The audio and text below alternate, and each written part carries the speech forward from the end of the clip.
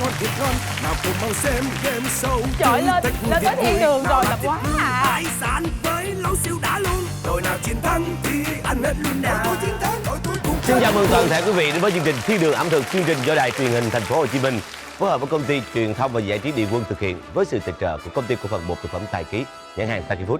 Và ngày hôm nay chúng ta gặp gỡ hai đội chơi là những nghệ sĩ và họ sẽ mang đến niềm vui như thế nào. Chúng ta hãy cùng gặp gỡ. Bây giờ sẽ là phần giao lưu đầu tiên của đội Anh Thơ, xin mời. Đội Anh Thơ ngày hôm nay thì đến với Thiên đường ẩm thực là gồm có 3 thành viên. Nghe thiên hạ đồn á là đến Thiên đường ẩm thực gặp ông Hoàng mà được ông Hoàng thương á thì coi như ăn lết về thì thôi. Còn ông Hoàng mà không thương á thì số phận cũng trời ơi tan thương lắm chị. Thơ là đã có gia đình và mấy bé rồi? Dạ 1 bé rồi. Hiểu rồi ha. Đội em có 3 thành viên lận mà hy vọng bữa đây thôi thì đội em sẽ được sủng ái. Cũng mời đội của anh Đại, xin mời anh. Đội của Quốc Đại thì gồm nghệ sĩ ưu tú Tú Sương, nghệ sĩ Thùy Mười và Quốc Đại. Thì đến đây thì chủ yếu là Căng quá, mặt căng thẳng quá vậy. Vui lên chứ. không phải định vui rồi nhưng mà nhịn đói để tới đây ăn đó. Mà biết ăn được không mà nhịn mà chưa gì hết chứ nhịn đói để ăn. Biết cho thua người ta sao? Mục tiêu chính là ăn mà. Em hết như vậy, tới là phải căng vậy đó, thấy là có màu là được rồi đó. Được Nhưng mà rồi. anh Đại là có một quán ăn đúng không? Có. Thì đó, không ăn ở đây thì về quán ăn. Không có gì đâu khó khăn. Nhưng mà lại đây á là thiên đường ẩm thực không, chủ yếu là biết là về các món ăn mình học hỏi, nhưng mà mình rất là công bằng, chưa gì hết chứ ai như đội kia loại chưa hết gạ gẫm ông Hoàng. Nói này nói kia bắt đầu thiên vị Mà là chưa người biết được đâu. Mà là người đã có gia đình rồi chứ. Thì bởi vậy cái đó là bậy lắm. Cái này ông Hoàng sai rồi ông Hoàng. Có gia đình có giá, rồi có gia đình. Tôi thấy không có giá gì.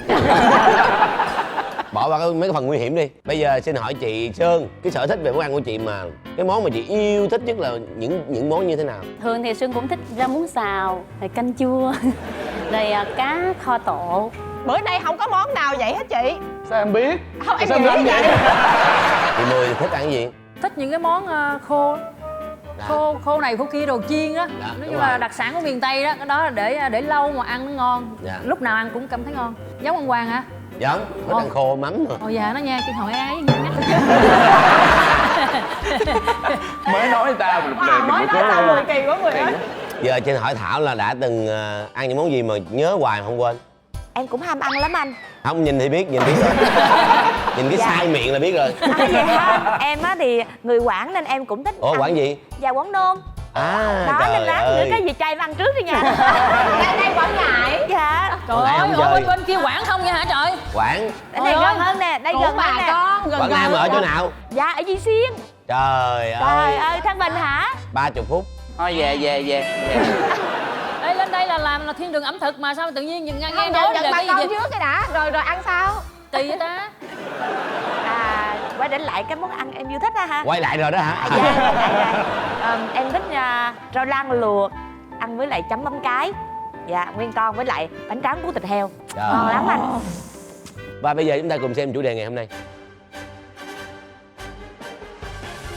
Càng lâu càng ngon là những món ăn để càng lâu thì ăn nó càng ngon. Ví dụ như khô nè, mắm nè, rồi các loại muối nè. Ví dụ như là dưa muối, cải muối, thịt muối, dạng vậy đó. Sao? Không thích cái mà chị Mười ngay gu chị luôn á. Thôi Trường Giang nhớ ở quê mình không? Có cái món Thôi nói ở đây không có quê mình. Ôi kỳ quá. Và bây giờ chúng ta hãy cùng chờ xem ngày hôm nay sẽ là những món ăn gì và nguyên liệu gì. Nếu cần tìm một món nhâm nhi đưa câu chuyện, hãy nghĩ tới gân bò ngâm nhé. Luộc gân bò với gừng trong vòng 1 tiếng cho gân bò mềm và bớt mùi. Sau đó cắt nhỏ thành từng miếng vừa ăn như thế này. Trộn gân bò với tỏi, ớt và để thật nguội rồi mới cho vào lọ. Pha nước mắm giấm đường vừa ăn và đổ ngập hũ gân bò. Chỉ 5 ngày sau là miếng gân bò ngâm sẽ thấm gia vị và ngon lành rồi nhé. Gói gân bò ngâm với rau củ sẽ lại càng làm bữa cơm thêm thú vị. Xem nè, một chút củ sen, dưa cải muối, cà rốt trộn với gân bò ngâm dai dai và nước mắm tỏi ớt chua ngọt. Hãy thử thực hiện món này tại nhà và nói cho thiên đường ẩm thực biết có ngon không nhé. Nếu bạn đã ngán bò luộc, hãy đổi vị bằng món bắp bò ngâm nhé. Trước hết hãy luộc bò với gừng đập dập, hoa hồi, quế để khử mùi và tạo vị cho miếng bắp bò.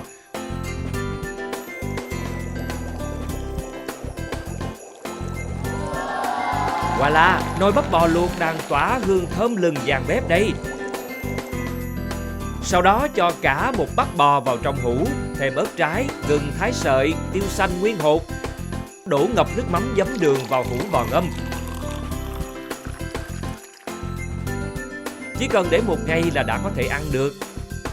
Vị chua chua, ngọt ngọt kết hợp với mùi thơm của bắp bò, cắn vào lại nghe thoang thoảng mùi quế, hồi. Món bắp bò ngâm khi dọn ra bàn hãy cắt lát mỏng vừa ăn, cuộn với bánh tráng, rau xanh và chấm ngập nước mắm chua ngọt như thế này. Chao ôi, chưa gì mà đã chảy nước miếng rồi. Ba rọi ngâm thì không lạ gì với khán giả. Khán giả nào chưa biết cách làm thì hãy ghi lại công thức chuẩn không cần chỉnh sau đây nhé. Luộc ba rọi với một chút nước mắm. Sau đó cắt dây ba rọi thành từng khúc vuông.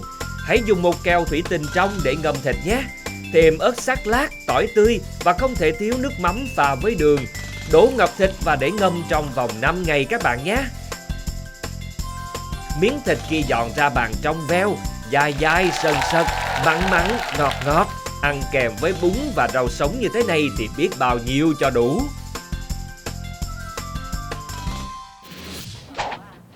Đào Đang nói bụng mà vậy là giết người rồi ông Hoàng ơi. Bây giờ đội nào chiến thắng sẽ bước vào đại tiệc và đội kia cũng bước vào đại tiệc nhưng chỉ được nhìn miệng mà thôi. Đây là trò chơi vô cùng hấp dẫn. Sẽ cử ra hai người. Một người lên đây ca giọng cổ chỉ bằng một hơi duy nhất. Hãy lựa câu nào dài thật dài. Vì sao? Vì cái người kia phải đứng xếp và trang trí đĩa thịt heo ngâm mắm cho đẹp.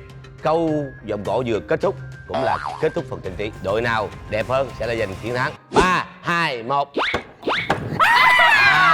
Đội các bạn là người chiến thắng, các bạn giành quyền thi trước. 5, 4, 3, 2, 1, bắt đầu. Đi đi anh khi lửa loạn chiên chính đang nhuộm đỏ màu xanh của bát ngàn sông núi mạnh chinh ni sẽ quen cùng gió buổi dù hai đứa hai phương nhưng vẫn cùng chung một ánh trăng thì em sẽ vì anh làm lỡ. Trời ơi trời, đồ ăn của người ta mà quăng luôn vậy nè. Thua là tôi chắc rồi, cái vụ này tôi chắc. Như vậy là đội của anh Thơ đã hoàn thành xong phần trang trí cho đĩa thịt heo ngâm mắm. Và bây giờ là phần thi của đội anh Quốc Đại. Đội của chị Sương, ai sẽ là người hát? Chắc chắn là chị rồi. Sương hả? Rồi mời chị Mười và anh Quốc Đại. 3, 2, 1, bắt đầu. Quyền quan ơi thân kế quá chồng phòng không sống tối kiếp bóng quanh heo chẳng ai bồ bạn em thao thức từng đêm lê sầu khắc phải kia nghe tiếng chim quyên kêu buồn trong đêm nhắn tuổi phận cô đơn không người đối tượng mà bị vụ quan em nói Chị ơi tha cho em đói quá chị ơi. Chị ơi cho em đói quá em đói. Hả giờ. Ủa sao kỳ vậy? Sao kỳ vậy? tại nhắc đói quá làm em đói nè. Dạ bây giờ chúng ta hãy cùng so sánh để xem đội nào đẹp hơn, sáng tạo hơn. Cái này được cái thịt cũng xếp từng miếng rồi xong lúc hết giờ cứ quăng cái cục như đây luôn. Nói chung là đội nào cũng xấu, hai dĩa không có dĩa nào đẹp hết trơn, thiệt luôn á. Nói chung xét về điểm số hai đội, mỗi đội được 2 điểm về trang trí. Bây giờ chúng ta sẽ căn cứ vào làn hơi, bên nào dài hơn bên đó sẽ là đội chiến thắng. Rồi thua luôn rồi. Đội của anh Thơ được 17 giây và đội của chị Sương được 21 giây. Và như vậy đội chị Sương là người bước vào đại tiệc, xin chúc mừng. Yeah. Wow. Trời, miếng thịt nó trong quá trời. Thấy người ta xếp cái dĩa thịt đẹp không? Quá đẹp. Trời ơi, cái xếp dĩa thịt Ai cũng biết nhưng mà thời gian đâu hát gì đâu có 10 người ta bỏ có chút xíu rau thôi để dĩa thịt nó đẹp. Bỏ một nùi rau vô rồi không kịp cái quăng nữa. Này nè không kịp quăng luôn nè. Phải thấy đứt hơi giữa đường thôi dục luôn cho rồi. Giờ sắp gì nữa. Rồi bây giờ mình sẽ ăn cái món đầu tiên là cái món gỏi gân bò ngâm nước mắm trộn với rau củ nha. Nói thôi mà nó dậy cái mùi chua á, ứa nước miếng như vậy chơi đâu. Tỏi thôi á. Hả? Đem thử trước đi. Vậy rồi. Tôi ngồi gần đây mà có mùi đó. Tôi là người đau khổ nhất nè. Cái gân bò nó mềm nó thấm, cái cùng cái củ rang thì nó giòn. Đúng rồi. Nó chua, ăn nó nhẹ nhàng lắm. Mời. Ăn. Sáp vô. mời cả nhà. Cái gì vậy kỳ vậy trời ơi. Có lòng tự trọng đi. Người ta mà phải lên tiếng Đúng nha. rồi, có lòng tự trọng chút chứ hả? Khi con người ta đói quá thì người ta quên cái lòng tự trọng nữa chứ.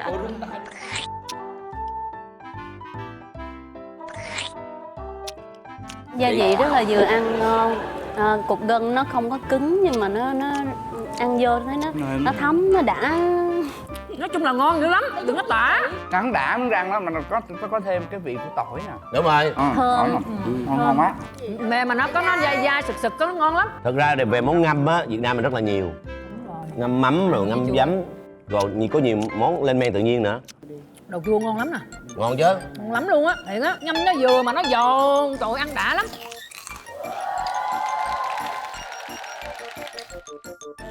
Tội nghiệp đâu có ai dám hở miệng đâu. Chở chảy ra hả? Thôi mình cũng làm việc chung mà Mười tả quá, bữa sau làm sao làm việc. Không, thôi nhiều khi mình cũng thông cảm lắm, nhưng mà cái luật nó vậy á, thôi đáng ha.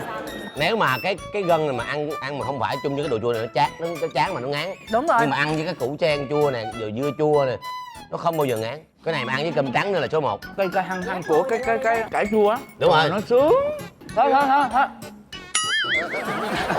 Đâu, vì sao chương trình cấp 3 cái chén đây là có mục đích hết. Để làm gì?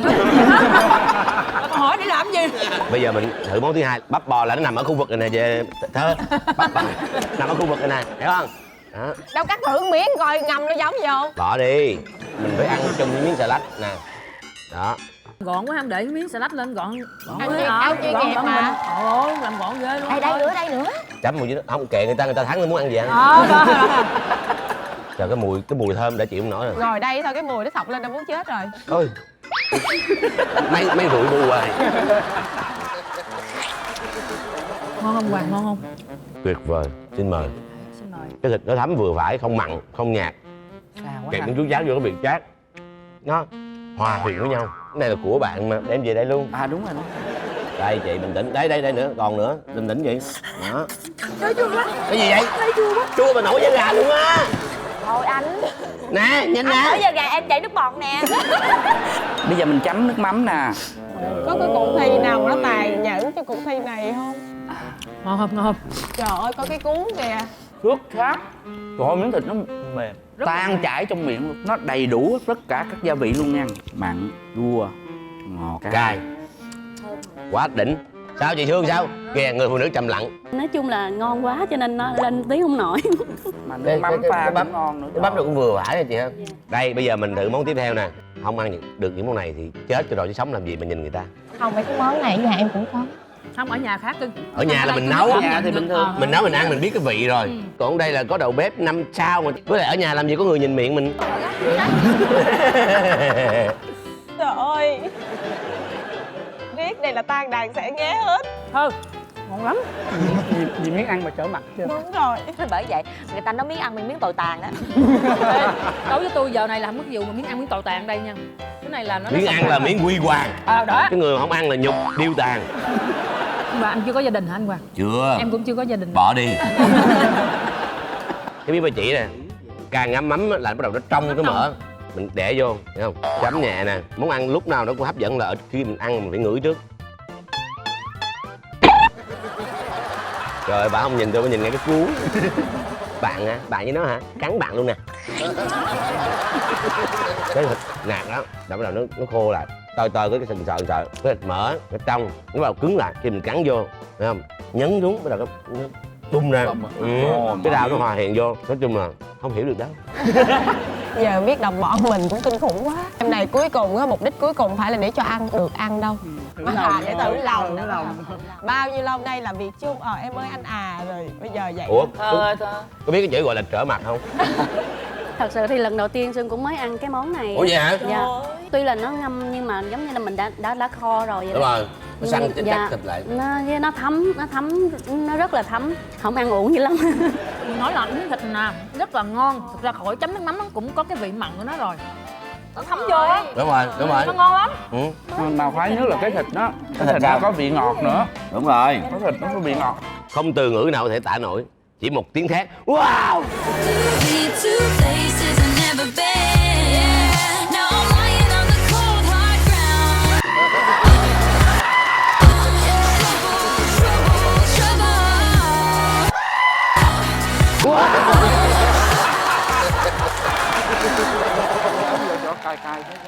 các bạn được ăn với điều kiện hát một bài hát nào đó mà làm cho đội ăn chiến thắng này ta thú vị là các bạn ăn thôi. Vô 2, 3. Con đường xưa em đi vang Bài vui lên mà chị. mái tông Không hát gì mà hát hoài bác đâu có ăn được đâu. Hay quá, hay quá. Đội thấy thú vị không? Chưa thú vị. Đổi bài. Từ từ, đội Chưa thú vị đội có thấy lắm. thú vị không? Chưa. Rồi khỏi ăn. Rồi. Bây giờ chúng ta hãy cùng xem nguyên liệu tiếp theo là gì nào. Hãy cùng Thiên Đường ẩm thực khám phá cách làm ra những con tôm khô giàu dinh dưỡng và những món ăn độc đáo từ tôm khô nhé. Những con tôm tươi ngon được chọn lựa kỹ lưỡng, sau đó cho vào nồi luộc từng chút một. Tôm khô hai nắng là vỏ đã khô và giòn. Vỏ và chân tôm sẽ được sàng lọc cẩn thận để khi đến tay người dùng thì chỉ còn thịt tôm thơm mùi nắng, nồng nàn mùi biển. Nhắc đến tôm khô phải kể đến món đặc trưng của ngày Tết, tôm khô củ kiệu. Sắc đỏ của tôm, sắc trắng ngã vàng của củ kiệu, cộng thêm hương vị thơm nồng, chua chua ngọt ngọt sẽ kích thích vị giác vô cùng. Để bữa tiệc tôm khô bắt đầu, hãy khai vị bằng món bánh hỏi chiên giòn tôm khô cháy nhé. Phi thơm hành tỏi trên bếp, sau đó cho tôm khô vào cháy cho đến khi cháy cạnh. Hãy nhớ là tôm khô đã có vị mặn rồi nên chỉ nêm nếm thêm đường thôi là đã vừa ăn rồi nhé. Cho tôm cháy vào cối xanh và xay nhuyễn. Trong lúc đó hãy cùng Thiên Đường ẩm thực chiên bánh hỏi khô cho phồng đều nào. Miếng bánh hỏi cắn vào sẽ giòn xốp và tan trong miệng. Món ăn sẽ thêm vị thơm ngon khi có thêm chút mỡ hành xanh xanh như thế này đây. Nào, hãy dọn bàn ăn thôi. Một chút mỡ hành, một miếng tôm khô cháy, chấm đẫm nước mắm chua ngọt. Các bạn đã đói bụng chưa? Món gỏi xoài tôm khô sẽ làm các bạn ứa nước miếng đây. Vừa làm mềm, vừa tạo vị cho tôm khô bằng cách ngâm tôm vào giấm đường.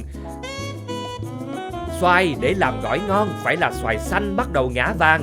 Miếng xoài chua dồn dốt nhưng vẫn kèm theo vị ngọt dễ chịu sẽ khiến bạn muốn ăn hoài, ăn mãi. Hãy xắn tay áo lên để trộn gỏi nào. Một chút đường, nước mắm, tương ớt sẽ làm cho món gỏi dậy mùi thơm ngon. Cho tôm khô ngâm giấm đường mềm và các loại rau gia vị vào. Miếng xoài chua chua, thêm tôm khô sần sật dai dai, ngọt vị giấm đường. Ai bảo món ăn đơn giản là không ngon nào. Nếu bạn đi làm về và đói bụng, trong nhà lại có nồi thịt ba chỉ kho tôm khô mẹ làm, thì có nguy cơ là bạn sẽ ăn hết cả nồi cơm đấy. Thịt ba chỉ nửa nạc nửa mỡ, xắt từng miếng nhỏ vừa ăn. Sau đó cho vào nồi nước mắm kho sôi sùng sục như thế này đây. Kho cho đến khi thịt sắc lại, săn da thì cho thêm tôm khô vào. Món ăn không thể thiếu vị tiêu thơm nồng, vị cay the của ớt trái và mùi thơm đặc trưng của hành lá. Hãy chịu khó chuẩn bị thêm một đĩa rau củ luộc xanh mướt, giúp bữa cơm ngày hè thêm thanh mát. Cá dứa là một đặc sản của vùng nước Lợ Cần Giờ. Cá dứa một nắng được xẻ làm đôi, sau đó phơi đúng một nắng giòn. Dưới lớp da chỉ có một chút mỡ, trong ức cá có nhiều thịt, mỡ cá có màu trắng trong, đưa lên mũi ngửi thấy thơm thơm mùi dứa. Dì Hai áo tím sẽ chuẩn bị cho khán giả Thiên Đường ẩm thực một bữa tiệc khô cá dứa để nhâm nhi. Hãy bắt đầu bằng món gỏi dưa leo khô cá dứa thành mát nhé. Dưa leo, cà chua sắc miếng mỏng, thêm chút rau thơm, tỏi, ớt sắc nhuyễn. Thêm nước mắm me thì món gỏi mới trọn vẹn chứ. Đun sôi nước mắm, nước cốt me, thêm tỏi ớt bằm và đường. Rưới nước mắm me lên gỏi, trộn nhanh tay với dưa leo và cà chua. Đừng trộn lâu quá, món gỏi sẽ mất đi độ tươi nhé. Nào, cùng bắt bếp lên chiên cá trước đã. Tới giờ dọn bàn ăn rồi. Một bữa tiệc mà bắt đầu bằng món gỏi dưa leo khô cá dứa, hứa hẹn sẽ thi vị lắm đây. Thiên Đường ẩm thực mách bạn rằng chỉ cần có một đĩa khô cá dứa cơm cháy, câu chuyện của bạn với bạn bè sẽ thêm thú vị. Đơn giản vẫn là khô cá dứa chiên. Dàn đều cơm nguội xuống chảo, để lửa lớn vừa để miếng cơm cháy xém giòn rụm. Thêm một miếng mỡ hành, một miếng khô cá dứa. Khô cá dứa cơm cháy tuy đơn giản nhưng sẽ là cái cớ để cứ nhâm nhi thêm một chút, lại rai thêm một chút. Tiếp theo là món khô cá dứa chiên giấm đường. Miếng khô cá dứa chiên phồng da, thơm lừng, vẫn giữ được độ bèo béo do lớp mỡ mỏng nằm giữa thịt và da. Chao ôi, món ăn chưa xong mà đã thấy cồn cào rồi. Xào nhanh cá dứa với nước giấm đường. Chỉ tích tắc trong 3 phút, nước giấm đường sẽ kẹo lại, bọc lấy khô cá dứa chiên. Món này mà ăn với cơm thì phải biết. Chao ôi, chưa gì mà đã chảy nước miếng rồi. Còn bạn thì sao? Bụng bạn có đang kêu không nào? Và bây giờ hai đội chơi phải làm một mẻ kem cháy giống như mẻ kem cháy trên video clip. Đội nào làm đủ độ đẹp, màu sắc ok, độ giòn, hợp lý là chiến thắng. Bắt đầu. Nè chị. Thôi Phan mở lửa, Phan mở lửa. Dạ em đang mở lửa. Chị từ từ, mình chưa. Không, chưa. Nó kéo tay hay làm lắm chú bộ. Cho nó tráng đều cái chảo. Thôi, bây giờ chị để cho nó tém xong rồi chị mới dàn ra. Nãy em nói mà xíu đi.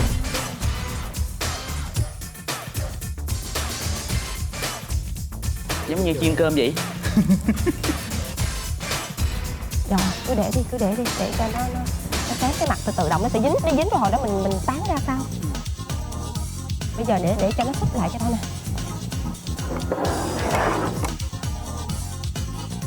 Cơm thì vậy. Được ăn được sướng. Ấy nó nhẹ qua thôi, đa công tình làm được. Em mùi cháy đó. Dạ. Từ từ để cái này. Chưa. Nước khét là sướng mà. Giờ mình là vừa lửa nhỏ thôi. Để vào đó, từ từ. Ok. Đấy, rồi chị. Bật lên. Chưa. Xíu nữa đi chị, để nó bể. Không giòn đâu, bây giờ quất đại đi. Kệ nó chơi tới đó luôn. 5 4 3 2 1. Hết giờ. Rồi xin mời hai đội mang thành phẩm lên đây, xin mời. Rồi cung nữ bỏ xuống con. Đây khét hơn em. Đây là thành phẩm của hai đội. Đây rất là dày, cơm ở trong này hơi nhiều, nó không có liên kết với nhau, kéo ra thì nó bở. Ô, nhìn cháy gì chứ ăn vô đắng ghê. Đội bên đây Nát bét luôn. mỏng hơn chút xíu. Không giòn Rồi. Nói chung á ngang nhau. Bên đây thì được cái là nó vàng đều hơn, bên đây thì ở ngoài thì trắng, trong này thì cháy, vàng được chút xíu đều. Chưa đội nào đạt yêu cầu. Tuy nhiên chúng chọn đội nào nó trội hơn chút xíu. Cũng đau buồn mà nói rằng là các bạn không chiến thắng hả bạn? Thật lòng chúng ta nhìn khán giả truyền hình nhìn có thể biết được. Và đội chiến thắng và bước vào dạ tiệc đó chính là đội của anh Quốc Đại. Xin chúc mừng. Quá hấp dẫn, quá dữ. Có cái sự đau khổ nào mà kinh khủng khiếp với cái Bây sự giờ đau khổ này không? mình làm cái tôm kho hủ kiệu cái nè.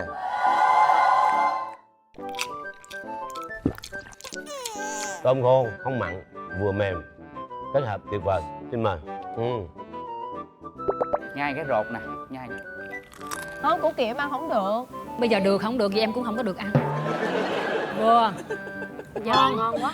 Vừa độ ngọt vừa độ chua. Đúng rồi, vừa chua vừa ngọt giòn. Cái củ kiệu cũng vừa ăn chứ không phải là nó to lắm. Đúng. Ê, bỏ khăn xuống đi, Trầm Nhật Kỳ lắm cưng. Trầm Nhật Kỳ. Không, đang lên đồng á, bà nhập rồi.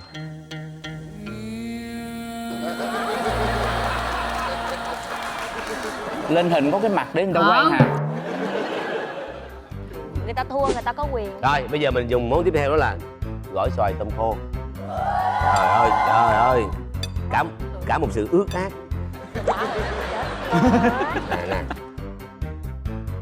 Xoài vừa ngã vàng, tôm khô.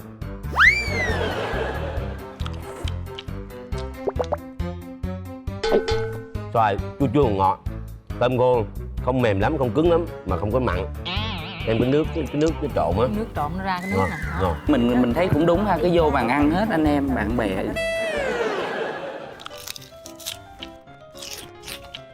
Ba người này nè, giờ sẽ bị đau bao tử. Nó co bóp mà không có thức ăn. Không có thức ăn. Sao ăn hoài không hết bực ghê à. Có hưởng mà. Đây, gỏi cá dứa trộn dưa leo cà chua. Trời ơi. Cô có dứa mà ăn với dưa leo thì cuộc đời còn gì chán nữa. Cái con cá nó lạ chỗ cũng một con cá đó Nhưng mà ở vùng biển tỉnh này ngon mà vùng biển tỉnh khác nó không ngon. Tùy theo cái Còn nước á, đó. còn nước nữa. Ồ, vậy hả? Chứ sao? Đố đi ông Hoàng, đố cái này đâu đi. Có cái đầu nó nói siêu thị, nó nói siêu thị, hiểu không? Không. Đó, dùng nước là ngon nhất, cái dùng nước là ngon nhất. Cần Giờ. Nãy trên clip chiếu rồi. Sao thấy cá dưới sao anh Đại? Chiên lên mấy cái độ giòn, thịt nó chắc. Nhảy vô miệng tôi ngồi đi, nhảy vô miệng tôi ngồi đi. Tôi thấy ông đang ăn tôi trả lời giùm luôn á. Không mà đúng là thiên đường chứ. Vừa chơi, vừa ăn, vừa có tiền mang về. Đó gọi là gì? Thiên đường. Còn cái gì? Vừa chơi, không có tiền, bị thua, bị nhục. Đó gọi là gì? Địa chủ. Trời ơi, gì kỳ vậy bà? Món loạn rồi. Bà đói mà bà quán à.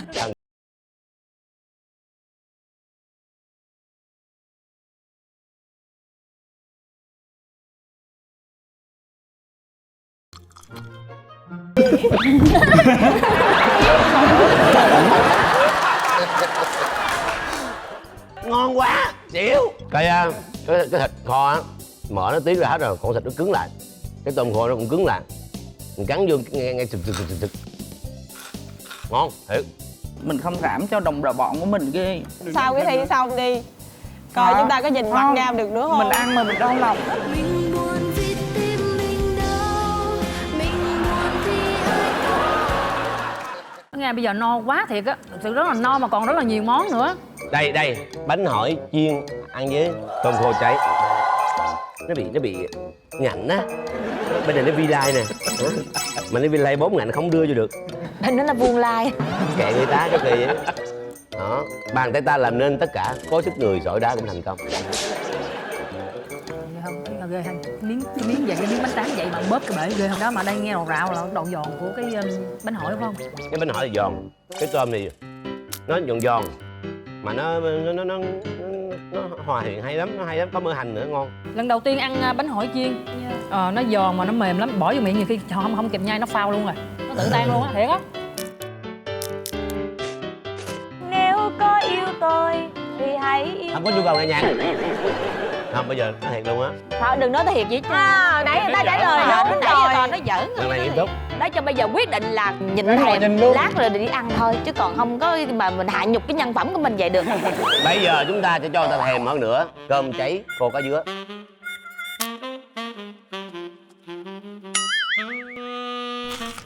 Trời ơi. Cái này là cái lường á, cái lường nó nằm chỗ này nè. Lạng nó thử miếng Cái coi. lường á. Đó, cái này là xương sườn của nó nè, mỡ nhiều, cắn nó ứa không. Mà mỡ cá là rất là tốt. Omega 3 nhiều. Khô nó vừa chiên tới vừa độ giòn. Ăn với cơm cháy nó giòn nè. Ăn không có ngán. Bình thường á ăn chừng 3 miếng thôi, nhưng mà cái ngồi mình nhâm nhi có bạn bè ăn 10 miếng luôn á. Thật ra thịt không có ngon, mà có miếng mỡ. Mà không được ăn thì về chứ ngồi dòm hoài chi vậy? Vừa có cái độ mặn của khô nè, rồi nó có cái giòn của cơm cháy nè. Đây là khô cá dứa, sốt, giấm đường. Nó dính này, nó dính nè, là sự kết dính của đường, giấm.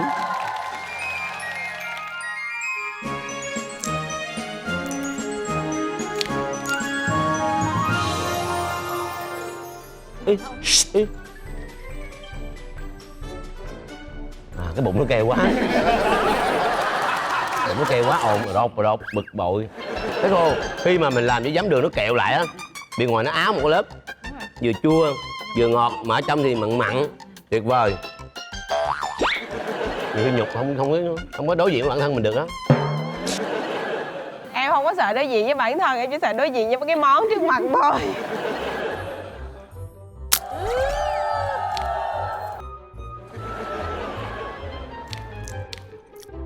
Chua, ngọt, mặn. Nào giờ á, Sương cũng mới ăn cái món này lần Trời đầu ơi, tiên. sao cái món nào cũng lần đầu tiên vậy? Ăn cái món này mà có cái giấm với đường mà pha trộn với nhau á, nó kích thích cho cái sự thèm ăn của mình nhiều hơn nữa. Ví dụ mà bây giờ Sương ăn miếng là Sương cũng muốn ăn cơm nữa đó. Trời ơi. Trời ơi, chỉ vì muốn ăn cơm thôi mà nói nguyên một cái khúc dài thì là dài. Ủa, người ta thắng người ta có quyền. Là mình chú tâm cho mình nghe, tự nhiên cuối cùng Sương muốn ăn cơm. Thiệt, mà đúng mà làm là khô mà làm như vậy á, bình thường là ăn một chén cơm, nhưng mà cái này là không kìm lòng nổi luôn, là phải 2 chén, 3 chén. Vòng sau thi cái gì mà nhảy đùng đùng đi ông Hoàng. Nguyên nhóm đói hết. Nhảy không nổi. À, ok. Vì bên đây nó có năng lượng rồi. Nhảy. Nha. Thách luôn. Thách luôn. Rồi, bây giờ chúng ta cùng đến với vòng thi đấu tiếp theo. Nguyên liệu là gì, món ăn là gì, hấp dẫn như thế nào? Hãy cùng chờ xem.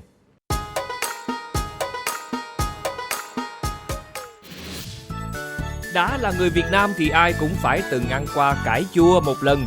Món cải chua ăn không thì mát, giúp giải ngán cho những bữa thịt cá, mà dùng để chế biến món nóng thì lại tạo vị đậm đà đưa cơm. Bạn nghĩ sao nếu cải chua này được chế biến thành sốt rồi ăn kèm với đậu hũ non? Chưa tưởng tượng ra đúng không? Hãy xem đầu bếp Trần Thái Bảo trổ tài nào. Sắc hạt lựu, cải chua và các nguyên liệu của nước sốt như hành, tỏi, ớt. Thịt heo có một chút mỡ xay sẽ làm cho nước sốt thêm béo ngậy.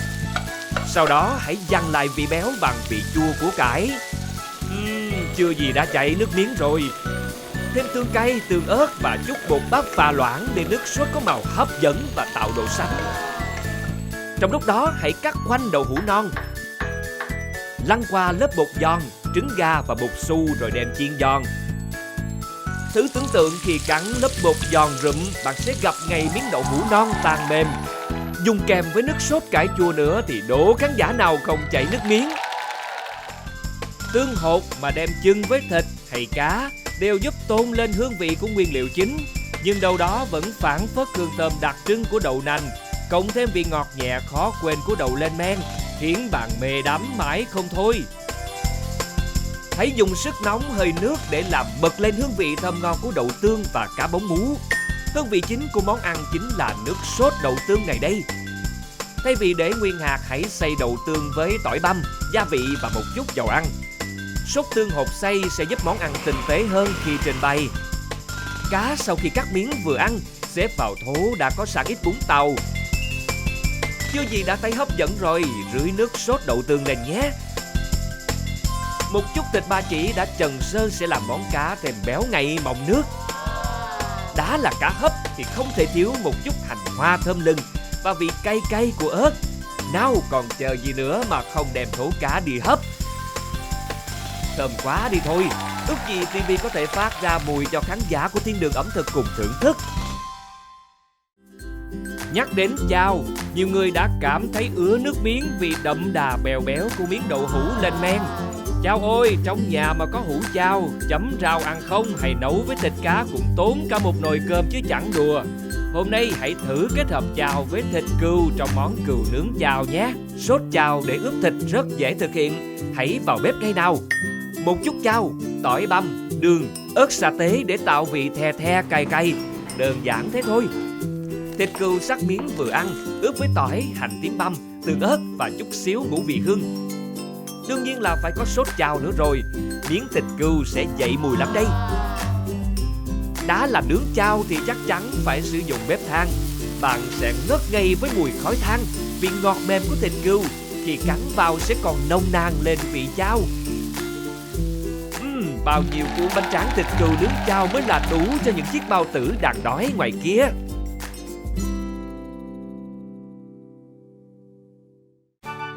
Không chỉ có rau, củ, hạt mới lên men được. Thiên Đường ẩm thực xin giới thiệu với các bạn món tôm chua. Tôm tươi khi được làm sạch đem bỏ vào hũ để lên men cùng với nếp sẽ cho vị chua đậm đà. Trước tiên hãy cắt sạch đầu và chân để món ăn thật đẹp mắt nhé. Xắt nhỏ các loại gia vị như ớt, riềng, tỏi. Sau đó đổ tôm vào tô, trộn đều gia vị và không thể thiếu một chén cơm nếp. Cho hỗn hợp vào keo thủy tinh trong nhé. Ép tôm xuống, đừng quên đặt thêm lá ổi trên mặt. Cơm nếp và lá ổi sẽ giúp món ăn lên men thật thơm ngon. Nếu đã có một hũ tôm chua ngon lành như vậy, sao không cùng làm bánh ướt tôm chua kiểu Huế để đãi cả nhà? Cuộn rau, thịt heo và tôm chua, thêm chút nước chấm ngon ngọt. Voilà, đơn giản nhưng sẽ đánh thức vị giác của bạn trong tích tắc. Và bây giờ là trò chơi vô cùng thú vị. Cần sự khéo léo, đầu óc tỉnh táo và sự kết hợp gọn gàng giữa 3 thành viên trong một đội. Thì Sầm để coi ai thi trước. 3, 2, 1. Rồi, Thắng muốn thi trước hay thi sau? Thi sao? Thi sau. Thi sau, xin mời ngồi. Các bạn sẽ có tất cả là 3 phút để vừa giải thích, vừa vo cơm rượu và sau đó nhớ bao nhiêu viên cơm rượu. Mỗi bảng hoàn tất sẽ được 2 điểm, nhớ cơm rượu được 5 điểm. Và đặc biệt không được đụng đến nội dung trong cái bảng đó. Ví dụ trong bảng là con cá chép, Giải thích thế nào không cần biết, đừng đụng tới 3 chữ con cá chép.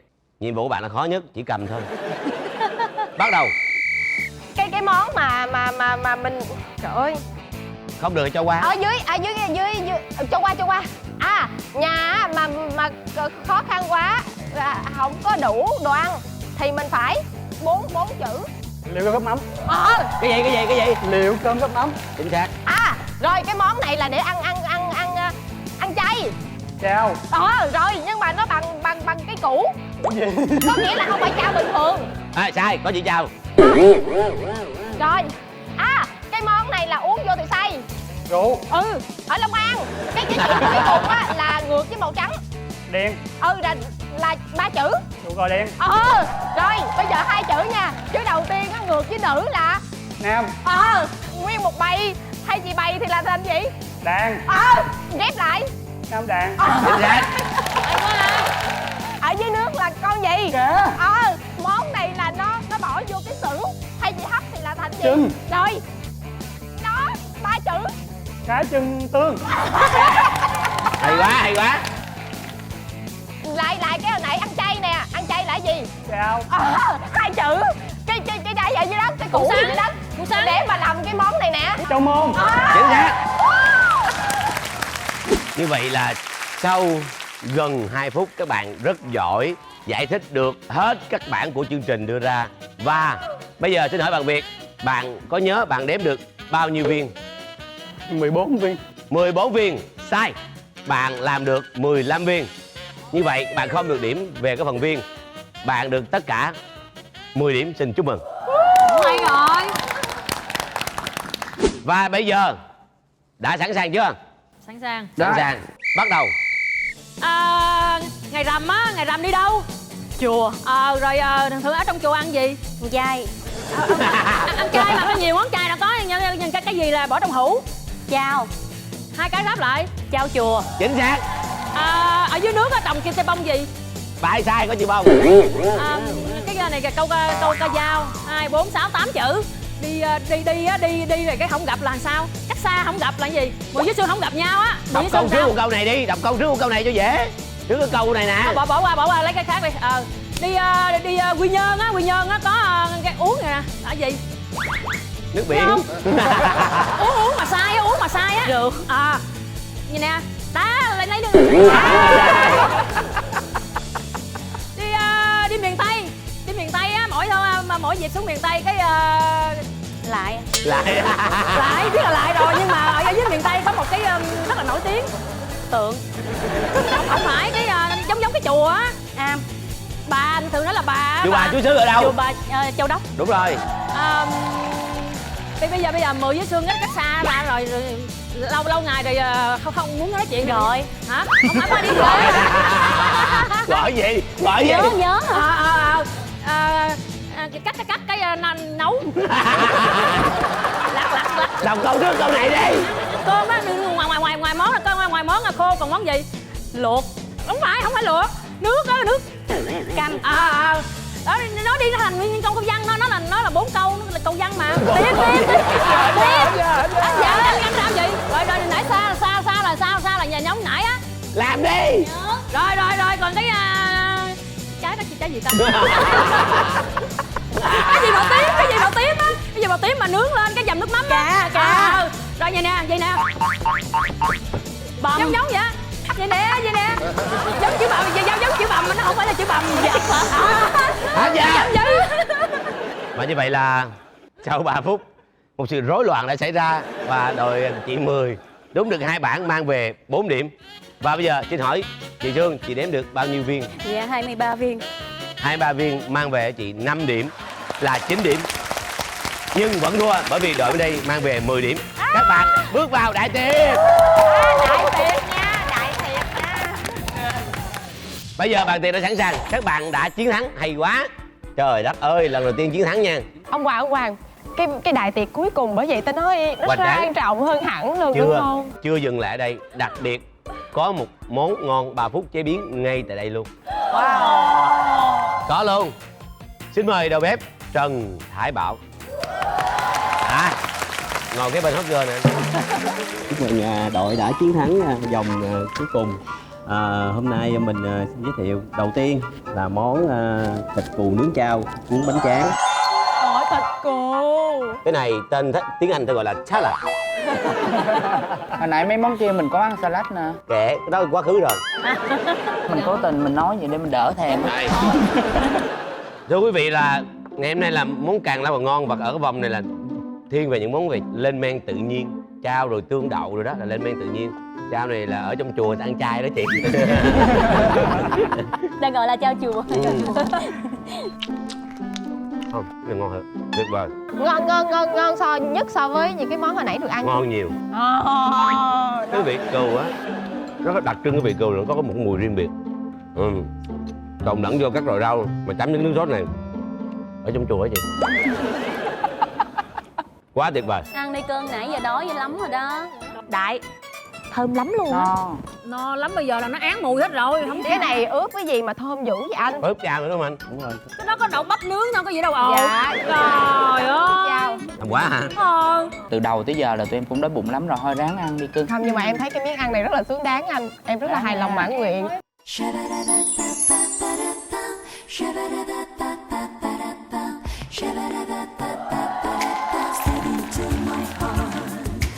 Thường cái chao á, em ăn em nhớ là có đôi khi bị cái cảm giác nó hơi hắc anh. Nhưng mà cái chao này á, cái hậu của nó béo, là nó vừa hơi có thể cái vị mặn nhẹ thôi. Đúng rồi. Hơi ngọt. Đúng rồi. Và cái vị cay nó rất là vừa phải. Nó không có làm cho mình bị cay, cái hậu cay gắt lại trong cái miệng, mà chỉ còn là cái vị béo của chao thôi. Tại anh thì anh thích ăn cay hơn, thành ra cũng không hấp dẫn lắm. Đối với người thì bây giờ no quá rồi, tràn trề rồi, thành thử ra béo ngon cay cái gì nó cũng không có làm lay động. Em không quan tâm, trong miệng em lúc này đang là thịt cừu. Ngon, rất là ngon. Thịt thì nướng ướp rất là vừa thơm, nướng thơm mà nó mềm nữa. Và đặc biệt là chấm chao, nó cái vị nó rất là hợp, và nó khi mình ăn vào thì nó nghĩ là một cái mùi rất là thơm đặc biệt của cái loại hình mà nướng. Tại vì á, hồi nãy em thấy là chấm với chao em tưởng đâu là để giúp át đi bớt cái mùi của thịt cừu. Vậy Nhưng mà rõ ràng cái miếng thịt cừu này ngay cả mình ăn không mình cũng thấy nó rất là dễ chịu lắm. Cái vẫn còn lại cái mùi của thịt cừu, nhưng mà nó rất là nhẹ. Thì mới biết là thịt cừu. Đúng vậy. Chứ không lẽ không ấy người ta biết người ta thịt bò làm sao? Đúng là vậy Đúng rồi chị, đúng rồi, bởi vậy ăn là biết thịt cừu. bây giờ mình làm món tiếp theo, món gì anh? Món bánh nước cuốn tôm chua. Mắm nem này đúng là ở ngoài Huế là phải có thêm khoai lang nướng nữa. Món lạ quá ha.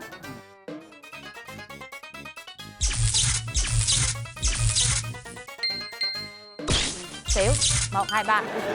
Kiểu như bị trúng độc á. Ngon quá. Cảm ơn. Con tôm nó mặn nó chua chua, ở ngoài là lớp bột của bánh ngon, rau giòn.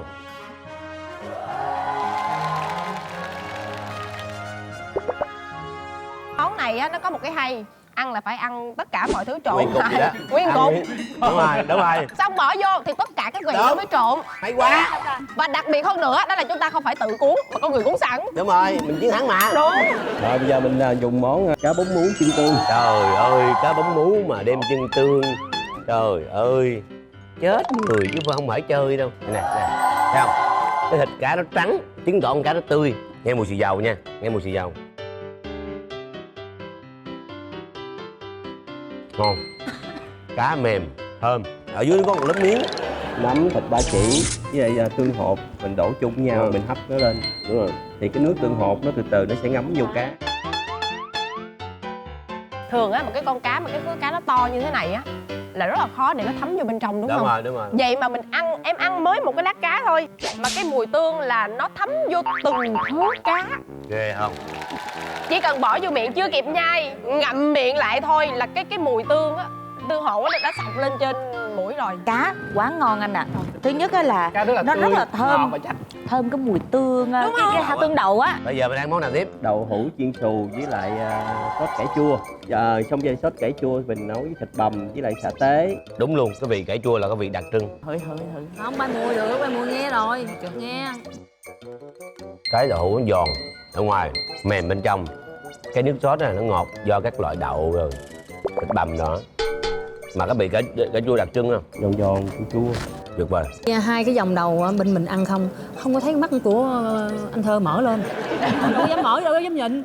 Giống nhìn bây giờ mới thấy mắc mỡ nè. Cái món mà đậu hũ chiên xù là mình rất là hay ăn đúng không? Toàn là chấm tương cà tương ớt không à.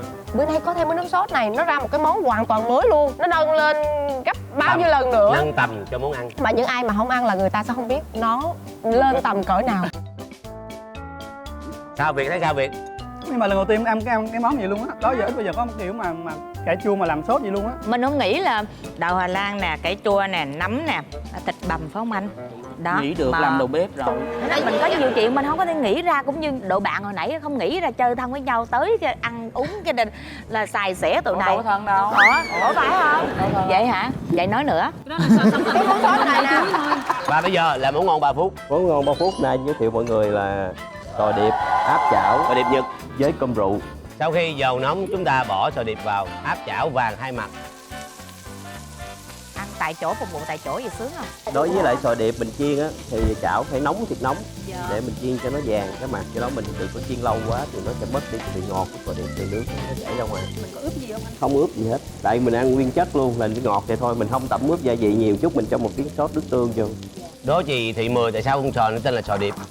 Sò này là người yêu của sò Lan. Rồi cỡ đó được, mình cho chút xíu nước tương vô. Chuẩn bị bốc mùi nè. Rồi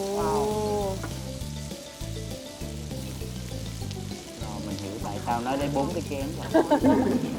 Đếm đầu. Tại vì quy định chương trình Dạ. chỉ phục vụ người thắng cuộc. Trời ơi, anh nói câu này đau quá. Mà em thích quá. Còn nếu như ông Hoàng yêu cầu thì sẽ làm thêm. Nhưng thà đau một lần rồi thôi. Rồi ông Hoàng giúp dùng cho trứng cá, Hoàng ăn nhiêu bỏ vô nhiêu Trời Hoàng. ơi, dễ quá mà mấy cái chuyện này học sinh tiểu học làm cũng được. Lady and gentlemen, after sò điệp áp chảo, bỏ cơm rượu and trứng cá hồi. Đây, thành phẩm của nó là như vậy. Ăn đi. Ăn chứ. Trong cái cơm rượu nó có cái vị chua và vị ngọt. Thay vì thường mình ăn cơm sushi thì nó chắc, thì trong đó nấu với giấm, với đường, với lại mirin. Thì cái cơm rượu mình nó cũng gần giống như là như vậy, tính chất như vậy, là chua chua, ngọt ngọt, tại mình lên men mà. Kết hợp với mình dùng một cái trứng cá là gọi là trứng cá hồi. Cho em hỏi nó to như thế này mình ăn hết một lần hay là mình chia ra anh? Thì cái size miệng này thì quất hết một lần đi. Một lần. Mặc dù cái size hai miệng này cũng không có lớn lắm. Không, 3-4 con này cũng được luôn. Em nghĩ là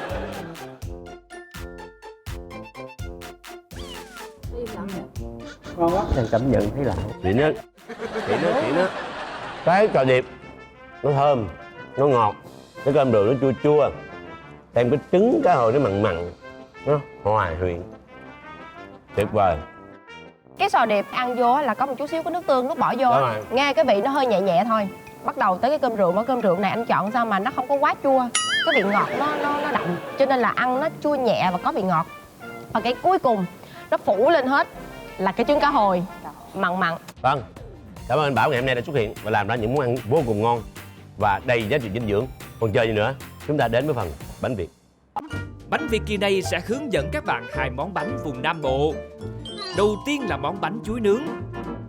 Nguyên liệu cho món bánh này cũng khá nhiều, các bạn đã bắt kịp chưa nào? Trước tiên, ướp những quả chuối đã lột vỏ với đường cát, xóc lên cho đều và để qua đêm. Sau khi đường đã chảy ra và thấm vào chuối, đun trên bếp cho đến khi chuối ngả sang màu vàng mật. Tiếp theo, trộn phần nước đường còn dư với hỗn hợp bột gạo, bột mì và bột cốt dừa, rồi cho thêm trứng, bơ vào và khuấy đều lên. Sau đó cho những lát bánh mì sấy vào tạo thành hỗn hợp như thế này. Hãy xem nghệ nhân bánh Việt, cô Hiền Minh xếp bánh vào khuôn nhé.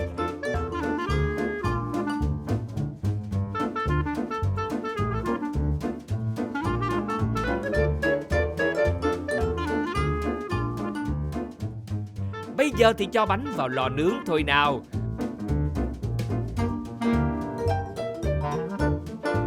Ôi, màu bánh chuối nướng mới đẹp làm sao, chỉ nhìn thôi là muốn cắn ngay một miếng rồi.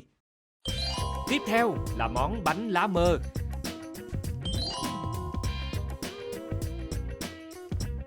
Đầu tiên hãy cho những chiếc lá mơ vào xay cùng với một ít nước. Sau đó đem lượt qua rây để giữ lại phần nước màu xanh. Kế tiếp cho phần nước lá mơ vào tô đã có sẵn bột gạo và bột cốt dừa. Trộn đều cho đến khi bột sánh mịn là được. Còn bây giờ, nghệ thuật tạo hình bánh là đây. Ôi nhìn thật là đẹp mắt phải không nào? Xếp bánh vào khay, hấp cho đến khi chín tới là được. Chiếc bánh sau khi hấp chín sẽ có màu xanh đậm như thế này. Bánh lá mơ với mùi thơm đặc trưng, thêm vào đó là vị béo béo của nước cốt dừa. Có hấp dẫn bạn chứ nào? Trong phần bánh Việt ngày hôm nay chúng ta được thưởng thức 2 món bánh, đó là bánh chuối nướng và bánh lá mơ. Người đâu? Cảm ơn chị Bảy. Rồi xin mời mọi người. Lá mơ này là có nước cốt phải không ông Hoàng? Cái bánh lá mơ này nó lạ. Bánh lá mơ. Nhớ rồi, ở dưới quê người ta hay lấy cái lá xoài cái người ta trét bột lên người ta hấp á. Thường là lá mít rồi đó, người ta trét những cái lá, sau khi ăn người ta sẽ lột ra. Ở dưới quê nhiều người ta không có kêu bánh lá mơ, người ta kêu bánh lá hấp. Cái này bánh nó vừa dai mà nó có độ sần sật, nước dừa béo, đậu phộng thơm. Thực sự là cái bột thực sự nó mới ngon. Đúng rồi. Món bánh lá mơ này thì quá nổi tiếng ở miền Tây rồi. Món bánh chuối nướng này cũng là của miền Tây, cũng có tiếng mà. Dạ. Chuối ăn nó không có bị chát, ngon đó. Nhiều người đúng rồi, ngon. Nó chín tới, nướng vừa tới ngon, béo. Bây giờ để thêm phần vui vẻ chúng ta sẽ mời chị Thị Mười hát một câu cải lương nè. Gì nữa? Hay, chị em biết mà, chị đừng có chối từ. Vỗ tay đi, ăn hoài. Hát câu không? Bắt đầu câu dài nha, dài hơn nha. Dài nữa hả? Dài hơn. Bài bản thôi chứ không phải Bài giọng bản cổ. thôi. Bài bản. Dạ quá nô tỳ nữ, xin dân kính ly mừng. Chúc vợ chồng ông vui say, qua say với men rượu quỳnh, cho say ân say Ta không ăn chuối hả? Vậy thôi được rồi, để ăn đi. Cảm ơn chị Mười rất là nhiều. Ngày hôm nay chúng ta được rất là nhiều món ăn ngon từ các đầu bếp, rất tuyệt vời. Cảm ơn các bạn đã đến tham gia chương trình, cảm ơn anh Bảo rất là nhiều. Và bây giờ là phần quà của nhà tài trợ cũng như phần quà lớn của chương trình dành cho đội thắng cuộc. Xin mời. Tụi em là ăn bất chấp rồi. Cái đội này thì không có lòng tự trọng luôn. Để hứng nước miếng anh. Cũng thấy tội nhưng mà thôi cũng kệ. Ủa chị chưa ăn mà. Nhìn miệng mà nhìn trật nữa. Hát câu cải lương đi, vô. Rồi bài nào, 2, 3, vô. 2, 3, vô. Thôi khỏi luôn đi. Anh Bảo, anh làm vừa đủ 4.000 thôi nha anh. Không làm dư à? Không làm dư chị. Cuộc đời sao nhiều người còn ở lại ác quá. Xin mời những phần quà của nhà tài trợ. Lên nào.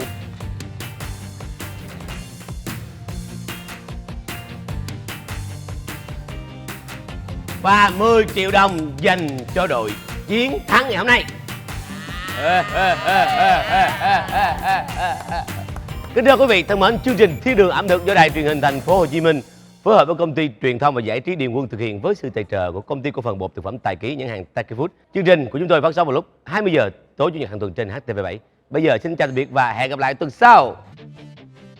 Nào cùng khám phá kênh chế biến món ngon thiệt ngon, nào cùng mau xem game show thử thách vui thiệt vui, nào là thịt nướng hải sản với lẩu siêu đã luôn. Đội nào chiến thắng thì ăn hết luôn nào. Đội tôi chiến thắng, bạn phải nhìn đôi suốt cả chương trình đây, và chẳng phải xem kiến thức của ai hay thật hay. Chỉ một đội thắng hưởng từng hết món ngon thiệt ngon, thiên đường ẩm thực ông Hoàng hạnh phúc cùng chơi cùng vui.